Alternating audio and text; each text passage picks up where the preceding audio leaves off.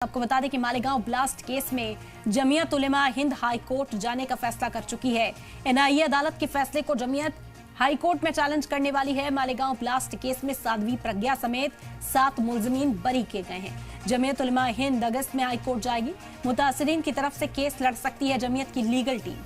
आपको बता दें कि 2008 के मालेगांव ब्लास्ट मामले में स्पेशल एनआईए अदालत की तरफ से सभी 7 मुलजिमीन को बरी किए जाने के बाद अब जमीयत उलेमा हिंद ने इस फैसले को ऊपरी अदालत में चुनौती देने का ऐलान किया है।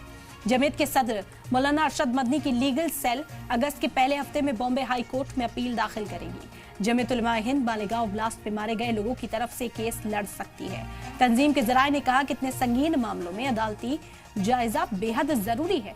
उन्होंने सवाल उठाया कि मरकजी सरकार भी इस फैसले को ट्रेन ब्लास्ट केस की तरह ऊपरी अदालत में चुनौती देगी। 29 सितंबर 2008 को मालेगांव की एक मस्जिद के पास खड़ी मोटरसाइकिल में रखे धमाका खेज मवाद में ब्लास्ट हुआ था। इस धमाके में 6 लोगों की मौत हुई थी और 100 से ज्यादा लोग जख्मी हो गए थे। शुरुआत में जांच महाराष्ट्र एटीएस के पास थी, लेकिन 2011 में ये केस एनआईए को सौंप दिया गया। स्पेशल एनआईए कोर्ट ने सभी 7 मुलजिमीन को सबूतों की कमी बताकर बरी कर दिया। इससे पहले 8 मई को अदालत ने सभी मुलजिमीन को 31 जुलाई को पेश होने का हुक्म दिया था। और इस वक्त हमारे नुमाइंदा अमजद जुड़ गए हमारे साथ ज्यादा जानकारी के साथ। अमजद, आपका रुख करेंगे। जमीयत के हवाले से कहा गया है कि हाई कोर्ट जाया जाएगा, क्या कुछ तर्क इसके पीछे रखा गया और क्या अब इस मामले में आगे देखने को मिल सकता है? हाँ, देखिए, साफ तौर पे मैं बता दूं, जो जमीयत के वकील है उनका कल मैंने जब इंटरव्यू किया था तो उनका साफ तौर पे कहना था कि हमारे पास विकल्प जो है वो खुले हुए हैं।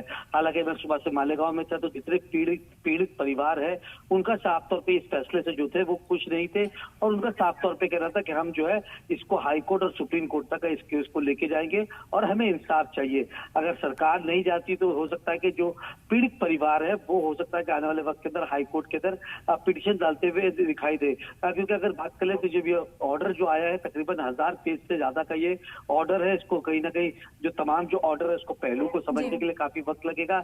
और जमीयत की जो टीम थी, जब मैंने नासिक की जमीयत की टीम से जो बात किया तो उनका साफ तौर पे कह रहा था कि हमारी जो कमेटी है इसके ऊपर गौर फिक्र कर रही है। तो जब अगर इसके जो ऑर्डर की कॉपी जब हमारे पास आएगी तो उसकी तफसीरात की जाएगी और हमारी जो लीगल टीम है उससे मशवरा किया जाएगा और आने वाले वक्त के अंदर अगर सरकार नहीं जाती तो पीड़ित पक्ष है वो हाईकोर्ट का रुख जरूर करेगा। जी बिल्कुल अमजद, और अब कहा जा रहा है कि अगस्त के महीने में ये सिलसिला देखने को मिल सकता है। तो क्या जमीयत की तैयारी इस वक्त बताई जा रही है?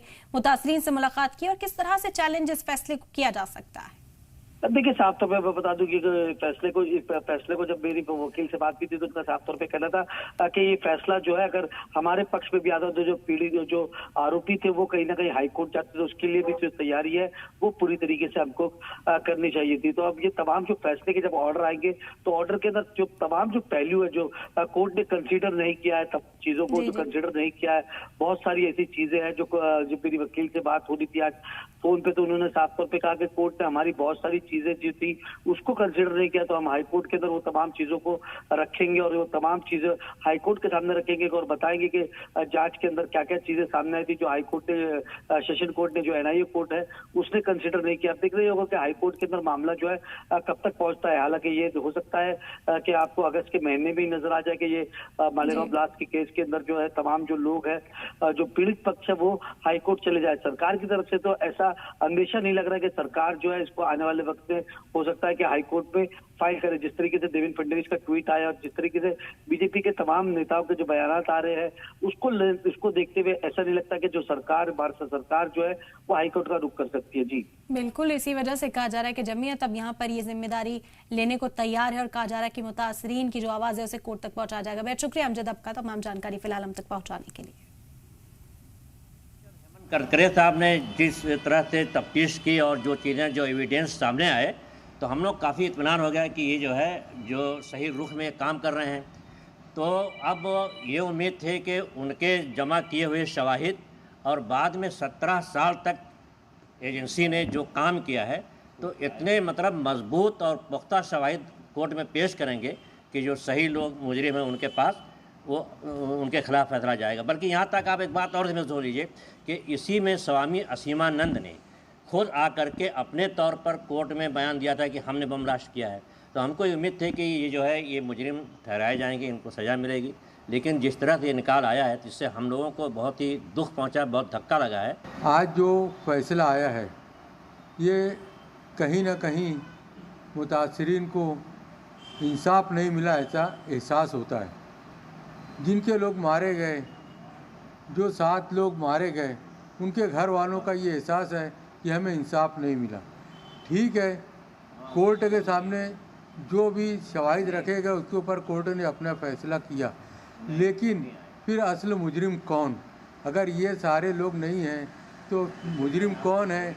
इनको कौन बताएगा? हुकूमत की जवाबदेही है कि वो असल मुजरिम को सामने लाए।